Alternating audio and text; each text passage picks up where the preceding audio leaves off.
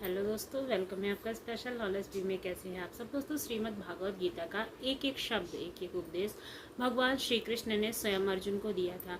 यह एकमात्र ऐसा ग्रंथ है जो मनुष्य को जीने का सही ढंग बताता है। गीता जीवन में धर्म, कर्म, प्रेम का पाठ पढ़ाती है। श्रीमद् भागवत गीता का ज्ञान मानव जीवन के लिए बहुत ज़्यादा उपयोगी माना जाता है। गीता संपूर्ण जीवन का मार्गदर्शन है और इसका अनुसरण करने वाला व्यक्ति सर्वश्रेष्ठ होता है, कभी भी किसी से धोखा नहीं खाता है। सबसे बड़ी बात है ये। श्रीमद् भागवत गीता में भगवान श्री कृष्ण के उपदेशों का वर्णन है जो उन्होंने महाभारत युद्ध के दौरान अर्जुन को दिया था। गीता की बातों को जीवन में अपनाने से व्यक्ति खूब तरक्की करता है, खूब अच्छा होता है, उन्नति करता रहता है। और गीता में भगवान श्री कृष्ण ने मनुष्य का विनाश कब होता है इसके बारे में भी बताया है। तो आइए जानते हैं इस वीडियो के माध्यम से कि किस मनुष्य का विनाश शीघ्र होता है। गीता में भगवान श्री कृष्ण ने कहा है कि क्रोध से भ्रम पैदा होता है। भ्रम से बुद्धि जो है वो व्याग्र हो जाती है, यानी कि कुटित हो जाती है, नष्ट हो जाती है। इसलिए कभी भी ऐसा काम नहीं करना चाहिए, क्रोध नहीं करना चाहिए जिससे आपका शीघ्र पतन हो सके। गीता में भगवान श्री कृष्ण कहते हैं कि मनुष्य को कभी भी अहंकार नहीं करना चाहिए। अहंकार मनुष्य से वह सब करवाता है जो कभी भी सही नहीं होता है। अंत में यह अहंकार ही उसके विनाश का कारण बनता है। इसलिए जीवन में जितना जल्दी हो सके आप अहंकार का त्याग कर दें, अगर आप अहंकार करते हैं किसी चीज को लेके। गीता में भगवान श्री कृष्ण कहते हैं कि किसी भी इंसान का पतन उस समय शुरू हो जाता है जब वो अपने गिराने की सलाह गैरों से लेना शुरू करता है। मतलब अपने परिवार के बारे में दूसरों को बताना और अपने जीवन के बारे में दूसरों से सलाह लेना, अपने परिवार को पीछे छोड़ देना, इसको कहते हैं विनाश का कारण। गीता में भगवान श्री कृष्ण कहते हैं कि सरल व्यक्ति के साथ किया गया छल हमेशा बर्बादी की ओर जाता है। चाहे वो आप किसी शतरंज में कर रहे हो या किसी मनुष्य के साथ, यानी कि विश्वासघात जिसको कहते हैं, छल के साथ में करना, उसका परिणाम बहुत बुरा होता है और उसे भुगतना ही पड़ता है। भगवान श्री कृष्ण कहते हैं कि इस धरती पर कर्मों की चपेट से ना तो कोई बच सका है और ना कोई बचेगा। जिसने जैसा किया है उसको वैसा खामियाजा भुगतना ही पड़ेगा। आज नहीं तो कल उसे अपने कर्मों की सजा मिलेगी। तो अपने कर्मों से डरिए। श्री कृष्ण के अनुसार किसी का साथ ना मिलने पर कभी भी निराश नहीं होना चाहिए। हम अकेले ही आए हैं, हमें अकेले ही जाना है और इस कठिन संघर्ष भरी जिंदगी को हमें अकेले ही जीना है। इसलिए अगर कोई आपका साथ नहीं देता है तो सिर्फ भगवान को याद करें, उस मुश्किल में भगवान आपको जरूर उबारेंगे।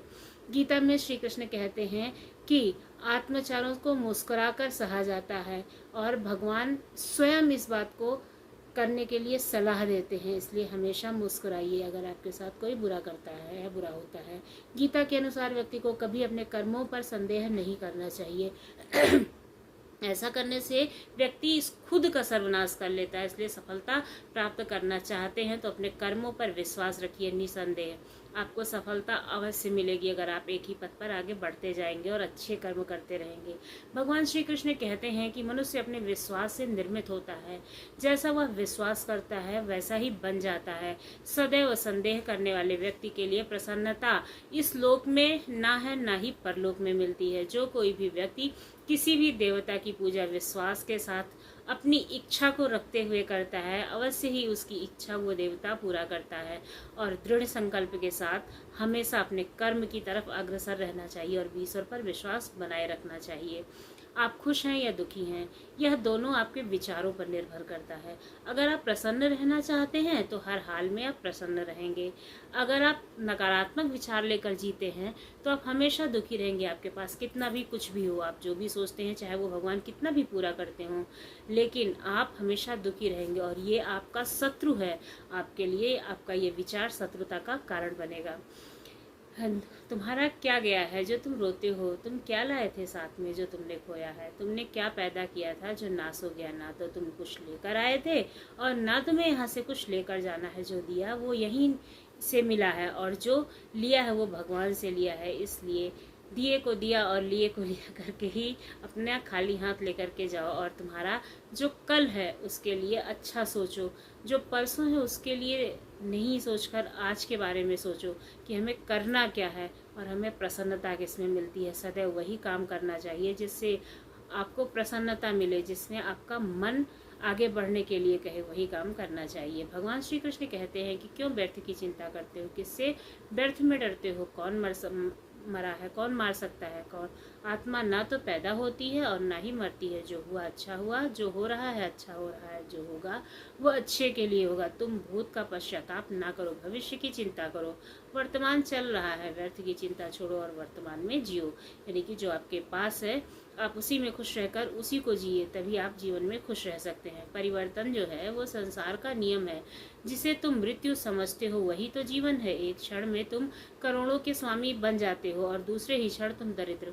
तेरा मेरा, छोटा बड़ा, अपना पराया, मन से मिटा दो, फिर सब तुम्हारा है। तुम सबके लिए हो। ना यह शरीर तुम्हारा है और ना तुम शरीर के हो। यह अग्नि, जल, वायु, पृथ्वी, आकाश से बना हुआ है, इसी में मिल जाएगा। परंतु आत्मा स्थिर है जो सदैव तुम्हारे साथ रहेगी और तुम्हारी है। यदि तुम खुद कुछ नहीं कर सकते हो तो भगवान से कहो, तुम अपने आप को भगवान को समर्पित कर दो। यही सबसे उत्तम सहारा होगा आपका। जो इसके सहारे को जानता है वह भय, चिंता और शोक से सर्वदा मुक्त रहता है। जो कुछ भी तुम करते हो वो भगवान को अर्पित कर दो। ऐसा करने से सदा जीवन मुक्त आनंद का अनुभव होगा। सारे धर्मों का त्याग कर देना ही उनकी शरण में जाना होता है। लेकिन इसका मतलब ये नहीं है कि आप हमेशा गलत करते रहो और भगवान को अर्पित करते रहो। हमेशा सत्कर्म करो जो आपकी आत्मा कहती है। अच्छा कर्म करो और भगवान की शरण में रहो। गीता में भगवान श्री कृष्ण अर्जुन से कहते हैं कि हे अर्जुन, तेरे और मेरे कितने भी जन्म हो चुके हैं, आज जिसे तू अपना समझ रहा है वो तेरे जन्म के नहीं है और तेरा बहुत जन्म हो चुका है और तुम नहीं जानते हो कि ये किस उस जन्म में तुम्हारे क्या थे। कर्म पर ही तुम्हारा अधिकार है, लेकिन कर्म के फलों पर कभी नहीं। इसलिए हमेशा कर्म करते रहो, फलों की चिंता मत करो। जिसका मन अपने वश में होता है वो जितेंद्रिय और विशुद्ध होता है। अंतःकरण वाला संपूर्ण प्राणियों का आत्मा और परमात्मा से मिलन कराता है। ऐसे कर्म योग को हमेशा आगे बढ़ना चाहिए और कर्मयोग में ही लिप्त रहना चाहिए। बोलो जय श्री कृष्णा। भगवान श्री कृष्ण सबको सद्बुद्धि दें और सही राह पर चलाएं, यही हमारी इच्छा है और यही कामना भी है। धन्यवाद।